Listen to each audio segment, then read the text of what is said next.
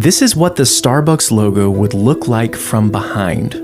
This is her tail, and it is spread wide open. Now, it's important for you to understand that this design was intentional and kind of creepy, as you'll see throughout this video. In order to understand why Starbucks chose such an odd image to represent the company, we need to go back to the beginning.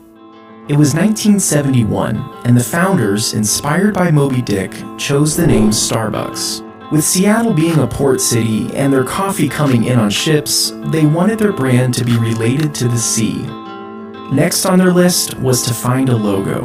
According to the company's website, while they were studying old marine books, a mysterious nautical figure called to them. They had discovered a 16th century depiction of a twin-tailed mermaid, later to be identified as a siren. And almost immediately, they knew they found their logo. You might assume that they chose the siren because it looked like a mermaid and lived in the sea, but there's actually a deeper and darker reason behind their decision. You see, the siren has its own history that's sort of troubling, and the original founders knew this. In Greek mythology, the siren was first interpreted as a bird with a woman's head. Later, they were pictured as a woman with wings and bird feet. They continued to evolve into a dragon-type beast, until finally being interpreted as the mermaid creature we see today. Regardless of the different variations, the characteristics of the siren remained consistent. They were seductive and violent. They used their beauty to seduce sailors to come with them in the water. Typically, a siren would sing and the sailors would be unable to keep themselves from her. They would literally jump into the water and to their deaths. You might remember sirens from the tale of Odysseus, when he tied himself to a mast to avoid being drawn in by their beauty and singing.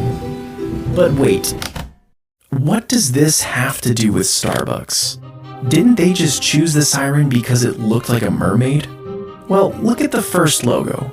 The siren's chest was bare, and her split tail was seductively spread wide open. This depiction was no accident. The owners expected people to see Starbucks, smell Starbucks, and desire Starbucks. Just like the sailors couldn't deny the seduction of the sirens, the founders of Starbucks wanted to make you unable to resist their coffee. And this isn't speculation. Former chairman and CEO Howard Schultz wrote that early siren, bare-breasted and Rubenesque, was supposed to be as seductive as coffee itself. As the company started to grow, they ran into a problem. This seductive, bare-breasted creature was a little too risque when it was scaled up in size. By changing the artwork to make her more appropriate, Starbucks was able to put the image on their trucks without backlash. And over the next 20 years, the logo became even more tame. However, through all these variations, one thing has remained consistent. The siren has always been the focal point. In fact, the company loves this creature so much that in 2008, they went back to the original bare-breasted logo. This was an immediate flop with the public, and it was quickly discontinued. Starbucks doesn't even mention this in their logo evolution page on their website. But it goes to show how dedicated they are to this creature.